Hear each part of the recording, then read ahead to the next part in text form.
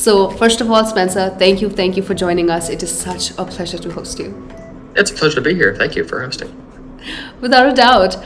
Spencer, so without beating around the bush, I think I would love to jump straight into the theme of this podcast is journalism plus Web3 is equal to love, right? So Journo DAO really speaks about how Web3 has the potential to revitalize journalism and repair the damage done in the Web 2 world. So I'd love for you to expand on what would you say is that damage that's done in the Web 2 world around journalism?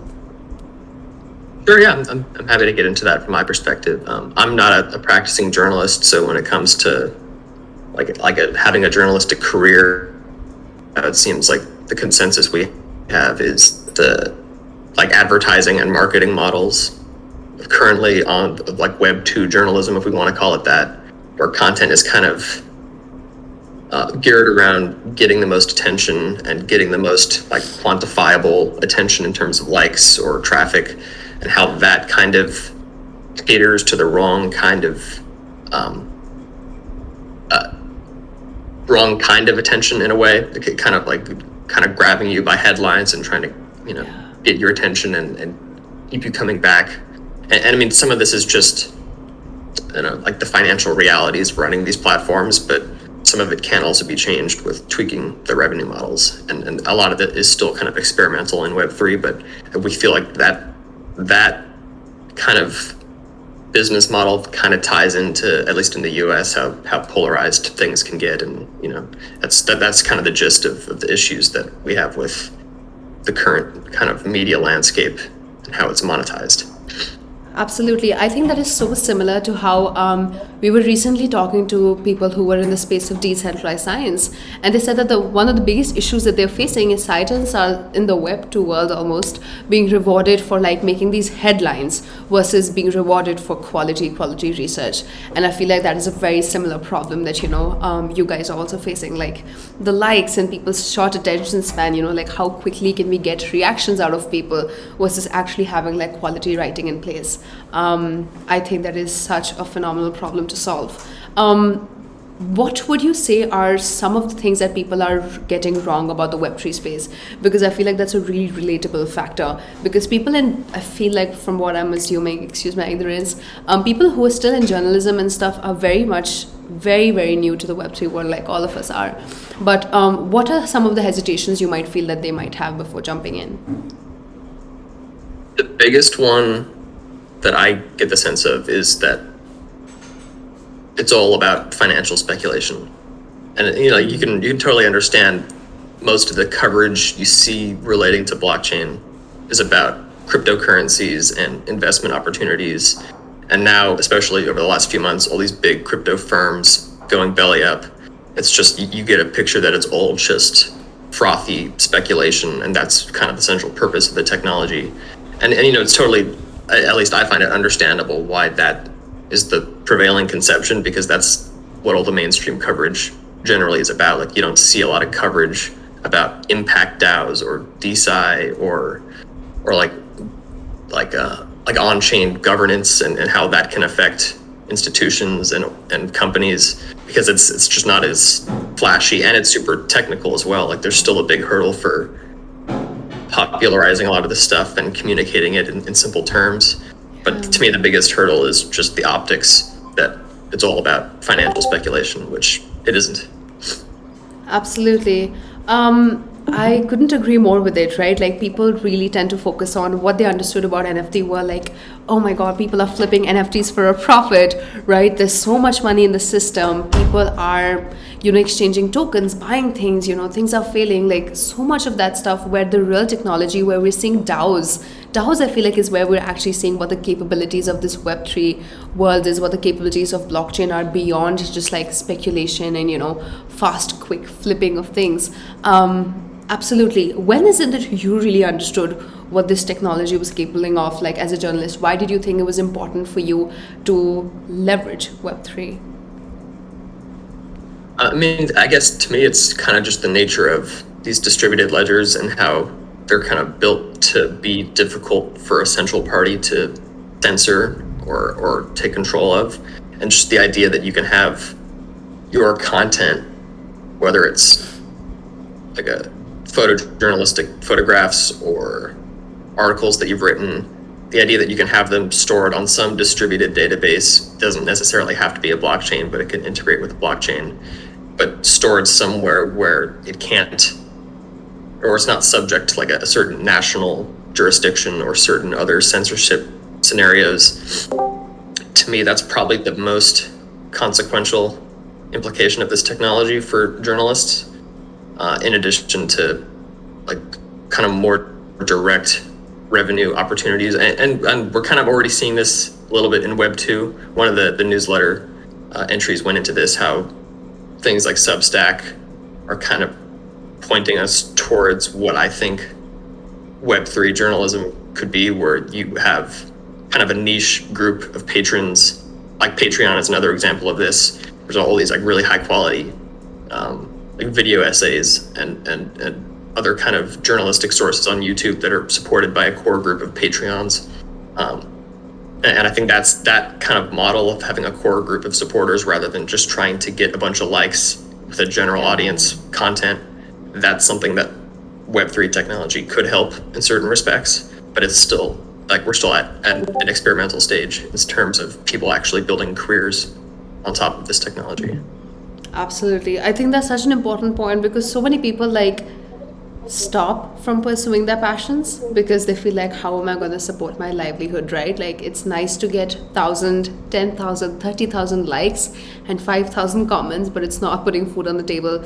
But I feel like Web3 is a place that really opens that ownership aspect we talk about, that even if you have like these super fans of 50 to 100 people somewhere, that you being able to sustain yourself pursuing your passion, Web3 is something that allows you to do that, even though it might be in a very early stage. Amazing. I would love for you to expand more on how journalists today can be independent using Web3. Like in Web2, what we understood about monetization was through sponsorships, through product placements, through paid content. But how is it in Web3 that they can monetize their writings? I mean, in certain respects, from like a user experience perspective, it's pretty similar to things like Substack. There's a couple of platforms out there like Mirror.xyz, a newer one, Paragraph.xyz, that allow you to get, well, like they're slightly different, but Paragraph is kind of like a Web3 version of Substack, whereas Mirror is kind of a Web3 version of Medium.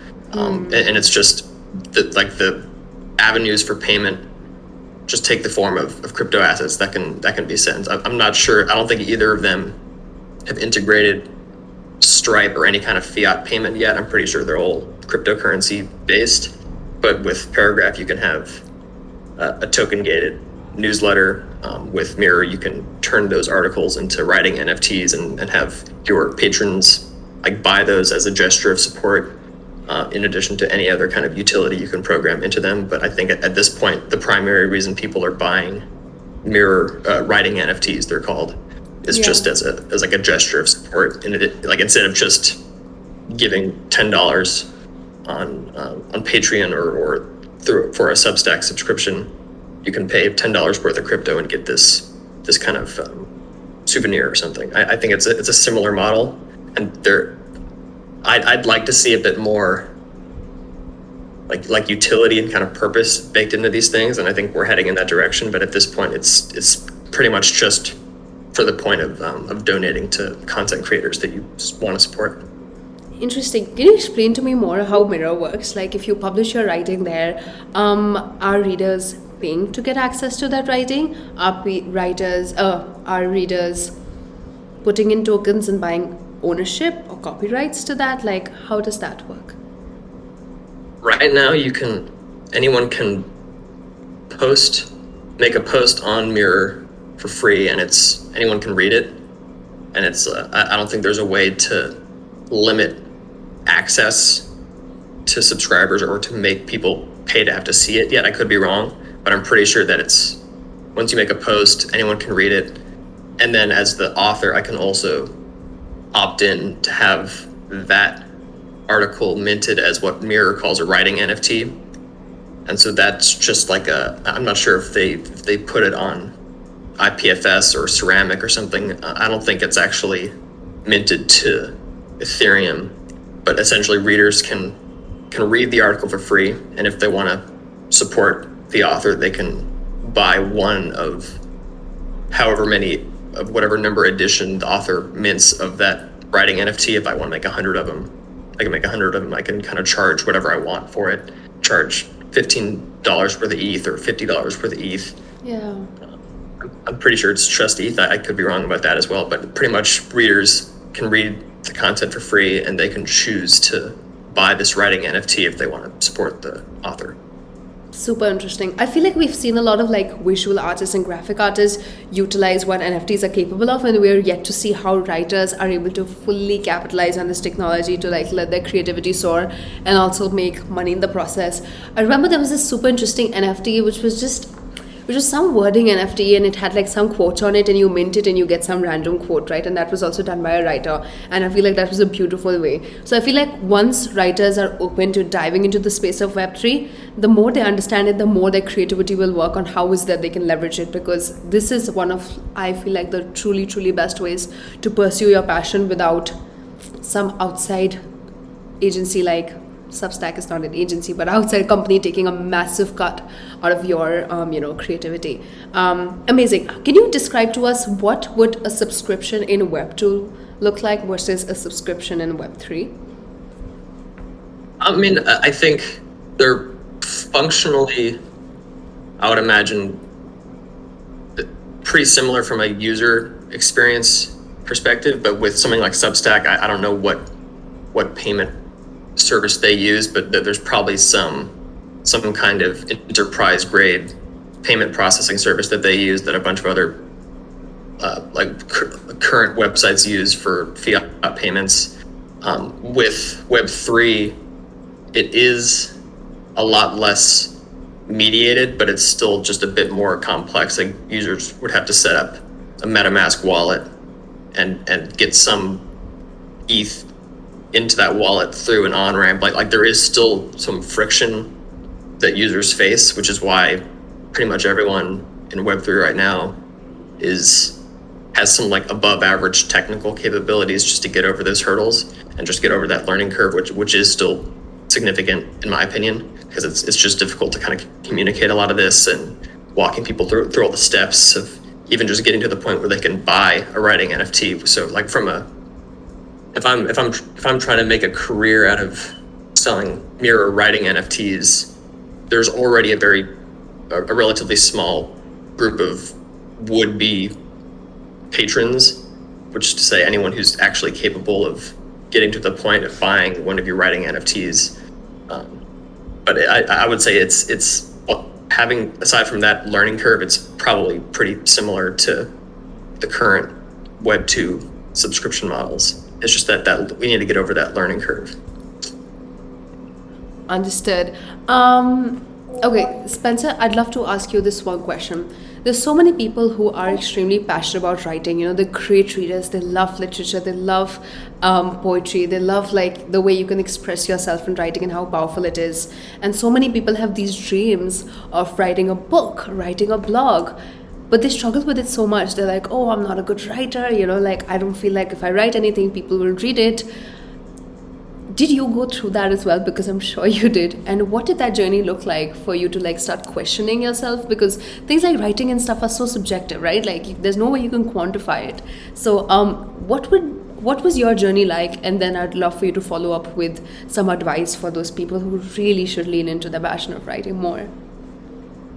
Yeah, I mean, I get the sense that these are pretty universal challenges for writers, whether I mean, again, I'm not a practicing journalist, but like writing is something that I'm used to, and I would imagine it translates pretty well to practicing journalists as well. As for advice, I would say just to start getting feedback, put content out there, or at least share content with peers and just start iterating, because if you just let it stew in your mind and you're trying to perfect it, you could just fatigue yourself, and it couldn't end up, the content may not get out. You may lose motivation or kind of discourage yourself, but just like put it out there and start getting some feedback from people. I think that's probably the best advice I could give on that issue.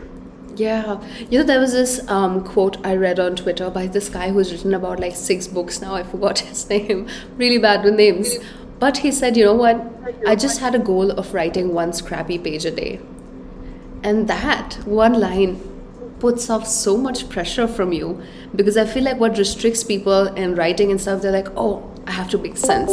It has to be perfect. If people are reading it, like, it needs to be a certain way. But when you tell yourself, oh, all I have to do is like write 1 crappy page a day, it is so easily like flowing. And I feel like whenever who said this? I don't remember, but whenever you're writing the truth, like documenting your life, talking about your experience, like truth is never ugly. So, you should always like just kind of go for it, and you'll never know unless you actually put your writings there. You're so right. Yeah, on and that. then also just like putting your writing out there, you start building up, a body of writings, and people can get a sense of what your voice is and how to respond to you and how to engage with you. And you would also just start getting feedback too, like what lands with people, what do people like, in what areas do I need to improve my communication, or but you won't get those answers if you don't put anything out there. 100%. What kind of writer are you? Like, help us understand, like blogs, newsletters, books, articles. What's your go-to style of writing? It's mainly like discursive stuff. There's some articles with DAO. We're putting together a series of short little essay-like articles about experiments in DAO business design, and so they're around like 750 words, 1,000 words each. And the couple that I've done for this series so far, that it's all going to be published once they're all done, and we can curate the whole series.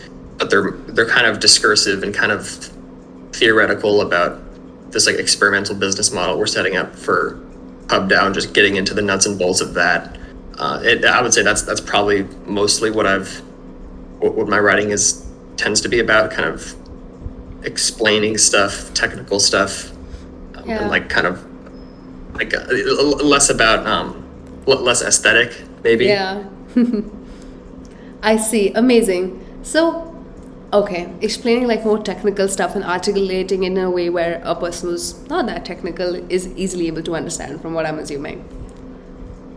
Yeah, that's it. Yeah, ideally it should be understood by as many readers as possible. Yeah. Amazing. Cool. I have been super interested in writing, and I was wondering, what does my journey look like as a writer if I wanted to get started in Web3? Like, what would you suggest would be some of the first steps that I should take today? The first steps, I would say, for anyone looking to get involved in Web3, just a writer or anyone else, is just get like a basic familiarity with the wallets you'll be using, probably MetaMask. Just like watch a couple short few minute videos on what those are. You don't need to know what's going on under the hood to use this stuff and be safe with it. Yeah. But once you have a basic familiarity of that, I think understanding stuff like mirror and paragraph, it all kind of makes a bit more sense when you have that, you understand that puzzle piece of what MetaMask is. Because otherwise, like if you don't understand that, then all the things built upon that are more mysterious. So I would say start with understanding that, and then explore platforms like Mirror, Paragraph. There's a couple other ones. I think Unlock is working on something called Headline. I'm not sure if that's out yet. There's another one called Tabula. I'm not sure like how all of these, at what stage those latter two are at. But there's essentially a handful of platforms out there that are exploring Web3 equivalents of. Spencer, like I understand how Web3 is so important, and the leverages it holds. But I think I would like to put up a question in terms of like, say, Substack asks you to select your interest when you make an account on it, right? And you are recommended different writers, different, writings and readings. I'm not sure if a platform like that exists for Web3. So my challenge as a writer, as much as I would like to onboard into Web3, is how do I get discovered? That is a great question, and it's something that I don't think any of the existing platforms that I'm aware of for like Mirror, Paragraph, these other ones, I don't think they have solutions for that kind of built in. There is another one that kind of gets at this from a different perspective. I think it's, what's that called? I can think of it and then share the link with you. But there's another one that's kind of like Reddit, where people, I mean, it's structurally kind of looks like Reddit, where people share content and tag it, and then you can kind of upvote content that you think is good content. It was like, you don't have to be the creator of this content to share it, but people are upvoting and downvoting content and tagging it, and it's kind of that could turn into like an avenue for someone to have their content discovered through. But like in general, the platforms we're talking about, I don't think have those kind of discoverability things baked into them. But I'd imagine like it would be a natural outgrowth for Mirror to do this, and maybe they already do. Like I haven't explored fully everything that they're doing, but maybe they already have some kind of like a showcasing of user content with tags that you can explore and you can kind of browse new content. Admittedly, I'd be a bit surprised if they didn't already have something like that. And if they don't, I'd imagine that they will eventually. Yes. Yeah, that's a great idea. I can't believe if someone's not already doing that, they must. And a very interesting tool that DaoLens we're already building along is gathering wallet insights, right? What these algorithms are based out of, right? Like suggesting you things you like, suggesting you things that you already interact with. So this new tool that we have upcoming is where it'll start understanding wallet insights and since we have onboarding tools, we already have a lot of insights about, who's onboarding and who's not. With those insights, we'll be able to recommend community managers, 30% of your community really cares about footballs, or 40% of community is super into like writing and stuff. So these are the things you should recommend to them and stuff like that. And I feel like based on those algorithms, like it's very important that people have to talk about these discoverable aspects, which OpenSea does a great job with, right? Like it's really great with like recommending NFTs to you and stuff like that. I think Mirror and stuff, it's time that they should integrate something like that. And if not, then here's a $1 million idea for who's watching. So another point on discovery, just staying on that topic, which is say things like YouTube and Instagram can take away your account at any time, right? This has happened with even a friend of mine who worked on a lot of years and he had built his following and stuff, and just something happened that he lost his account or it got hacked. And his years worth of effort was just like taken away. And that is something that Web3 will like never let happen. Like no one can take that away from you. But along the same, like there are definitely a lot of pros also to those platforms. Like we were talking about, they have these inbuilt algorithms that help you with discovery and stuff like that. Web3 doesn't have any platform like that. So would you say at this point, like it is all on us? Like if we have a writing, or if we have an NFT or whatever it might be, whatever creative piece we know, it's all on us to promote it, get it out there, get readers and subscribers for it. Like would love for your perspective on that. Yeah, I mean, I think this gets at one of the most important aspects of it to me. And one of the last calls we had within Journo DAO, we realized that a really useful distinction in talking about this is the distinction between the platform and the protocol. There's like a platform layer, like the kind of the user interfaces and like what you're doing, everything you're interacting with on OpenSea is on the kind of marketplace platform level, and on that level, there is more of a centralization of power and liability and accountability, and like OpenSea would be liable in certain respects if there were, say, sanctioned entities trading NFTs on that platform. OpenSea probably has the power to deplatform those, and if they break certain, or like there was another case where someone was making NFT like purses that were kind of like a ripoff of some designer line of purses, and there was some controversy. I think they got sued. So something like that may be liable to be deplatformed from something like OpenSea, because we're talking about the platform level. But if we're talking about like a protocol level, if someone minted those purse NFTs the right way and had like control over the token contract that was deployed, then there's really nothing that that actual designer line can do to get those off, because that, like, on the protocol level, it's virtually impossible to censor that. But on the platform level, if we're talking about something like Mirror probably has the capabilities to deplatform. I would imagine the same for like pretty much all the platforms we're talking about. But on like they all use protocols. Some of them offer protocols that are uncensorable. I think that this is probably the biggest area of communication and education about the distinction between platform and protocol and the differences in like censorability, I guess, of both of those. Yeah, absolutely. Very interesting. I was not aware of that technicality, and I think rightly said. It is so important because, you know, so many people's livelihood and their passion and their painstaking efforts lie there. And for a platform to control all of that doesn't seem right. And I think that's one of the biggest advantages of Web3 is someone who is a creator understands the benefits and the value of what that ownership means for them and the kind of security that they get from that ownership. Spencer, apart from Web3, if you had to say, like, what is your philosophy as a human being? You know, everything you've built, you know, with Journo DAO, your journey as a writer, your journey as a person. We've talked a lot about Web3 DAOs and journalism, but if we speak about you, what would be that philosophy that you operate by? I think we'd love to know that. I would say I'm not that familiar with like the discourse in the books around effective altruism, but it seems like that's probably where I'd land in terms of morality and beliefs and everything.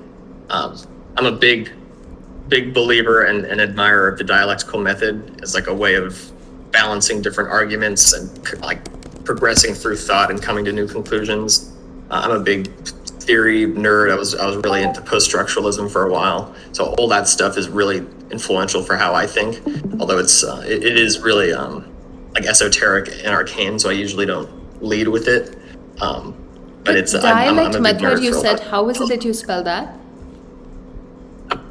How do I spell what? You said dialectic method. I just wanted our readers to maybe dive more deep into that concept. I was wondering how you spell that. Yeah, sure. It's a DIALECTICAL method, and it's kind of has its origins in like Greek antiquity, if not earlier, but it was really formalized, I think, maybe late 18th century Germany by this guy Georg Hegel, and had, like, the school of thought was German idealism, and it's kind of been the whole backbone of Western academic philosophy since then.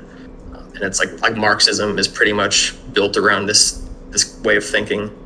It's been like a huge, it's at once hugely influential, but no one really talks about it. And a lot of people that do talk about it don't seem to really understand it, but it's a really useful way of thinking. And it's essentially just a way of taking two conflicting viewpoints or theories and just finding a middle ground that kind of satisfies both of them and preserves the essence of both of them. I mean, it's really like a beautiful way. Yeah, it's something that I just got introduced to today thanks to you, and I was just reading through it. And for our audience, like Spencer talked about, so basically dialectic method is about, it's a discourse between two or more people holding different points of view about a subject, but wishing to establish the truth through reasoned argumentation, right? And I think that is such a beautiful way, like you said. How amazing. So how did you get introduced to it? Like, why is it that this holds so much importance to you? Like, is it that you read about it and it resonated with you? Is it like an incident that happened? Like, why is this something that's super important to you? Yeah, I mean, like, in terms of being exposed to this stuff, I really just have the internet and YouTube to thank for like, you know, the PDFs and stuff I can find online and all the lectures on YouTube. That's still one of my favorite things to do, and I'm just so grateful that something like YouTube and other video repositories exist where you can watch like super high quality lectures about all this stuff and, you know, get an understanding through all that. was probably somewhere there that I got introduced to this, and just reading about it online. It's really integral to Marxist philosophy. Like kind of it's pretty much the backbone of it. And the whole way that Marxism has thought about things, and we all know how influential that was in large parts of the world. And it's also just kind of almost like an unspoken kind of, or not unspoken, but it's kind of a backbone for how Western philosophy has developed over the last few hundred years. But I forget where I first got introduced to it. There's a lot of Greek dialogues, like the Socratic dialogues, that kind of involve this, but it gets much more formalized in like over a millennium later in Germany. Super interesting. Well, that was beautiful. Thank you so much for sharing that. I'm super excited to dive deeper into it. And guys, I have just dropped a random Google link of the search, so please feel free to browse through articles or videos and stuff to dive deeper into it. Spencer, with DaoLens, I'm sure you now have a seamless onboarding, but what is something now that you are looking forward to in Journo DAO? I'm looking forward to actually something that plugs right into the DaoLens onboarding pathway, and it's figuring out different avenues for people to actually get involved in Journo DAO, because right now, like with a lot of other DAOs, at least the ones I've been involved with, getting involved is kind of complex, and you kind of need to be comfortable with ambiguity and comfortable with complexity and comfortable with all this Web3 stuff.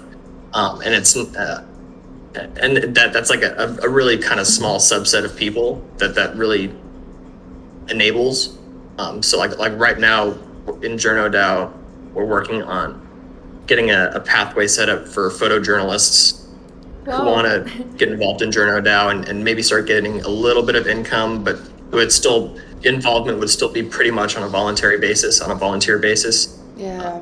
the kind of process I'm talking about is, say, like it would just be like a documentation that we would direct you to if you're a photojournalist wanting to get involved in Journo DAO, and the documentation would be kind of a list of steps for getting involved. Like set up a MetaMask wallet, go to this site, use this protocol to mint your photographs as NFTs.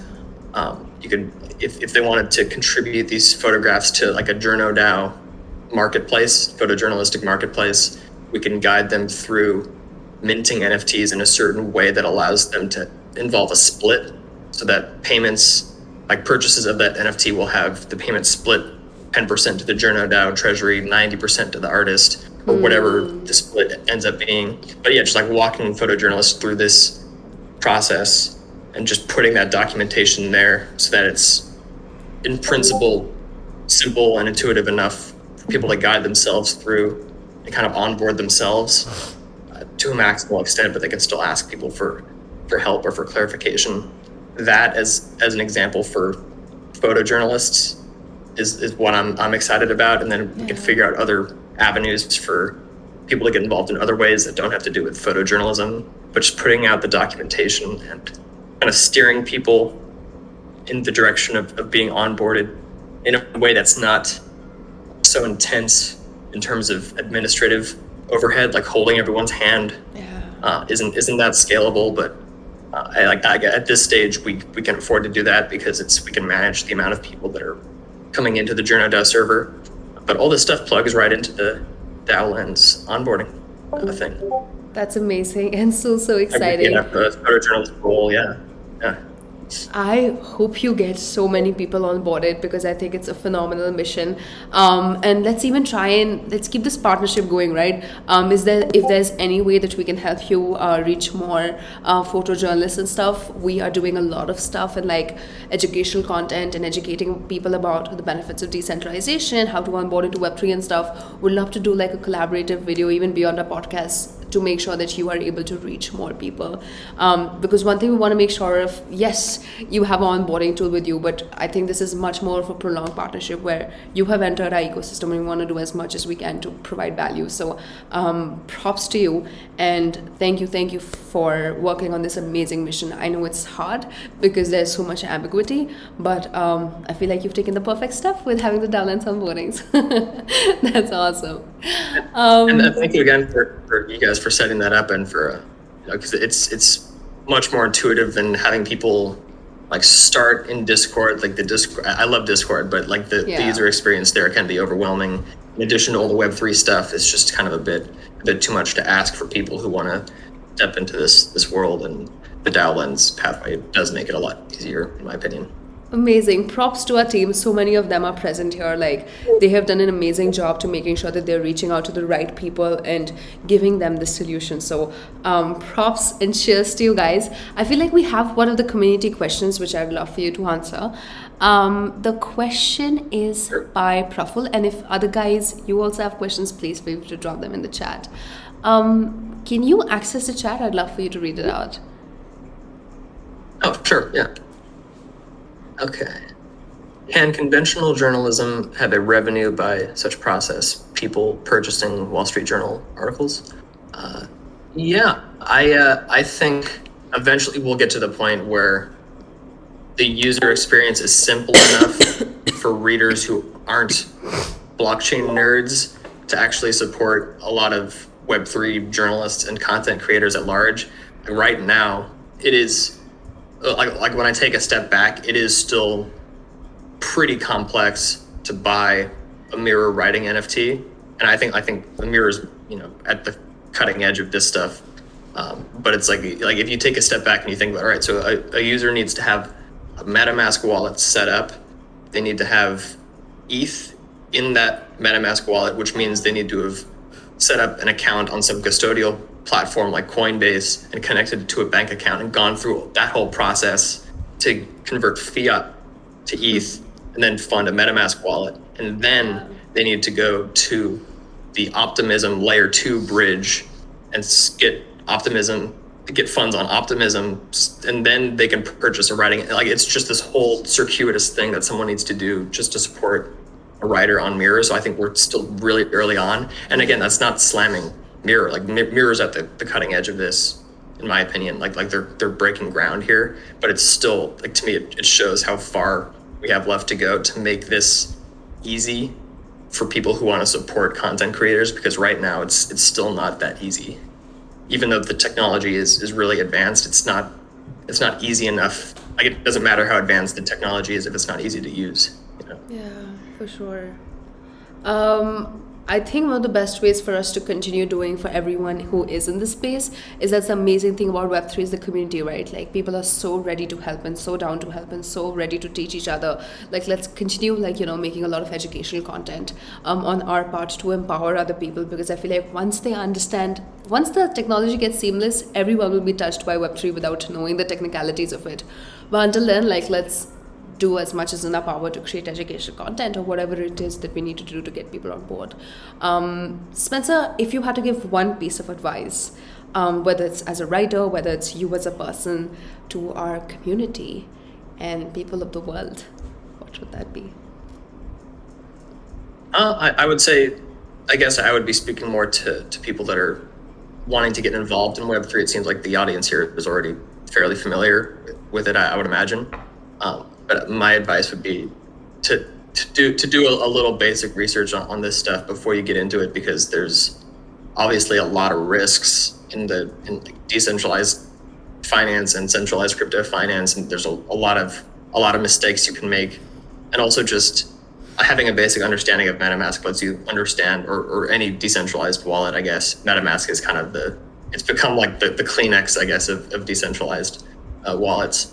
But understanding that lets you understand all the stuff that's built on top of it. That's my advice, rather than just jumping in or feeling it gets overwhelmed. Like, if you feel overwhelmed by it all, just focus on understanding what MetaMask is. Just watch a few short videos on what MetaMask is, and a lot of the understanding should stem from that. Absolutely. One of the OGs in the space, Gary Vee, who I personally am a big fan of, always said, put in 40 hours of homework before you dive in, right? And once you do that, you'll understand everyone is at the starting space because no one knows Web3 properly. It's evolving every single day. So don't feel intimidated. Put in the hours to educate yourself. And once you're well aware, you'll truly be able to, first of all, you'll be the top 2% people who actually understand Web3.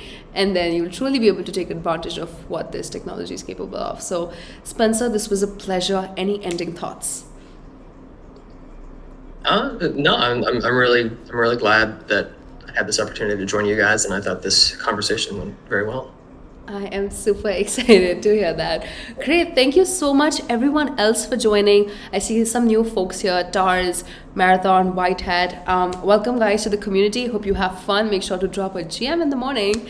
And please feel free to ask any questions. We're here for you. And thank you so much for the DaoLens team. I see some of you here for joining. And Spencer, it was such a pleasure to host you. Looking forward to so many more touch points in the future.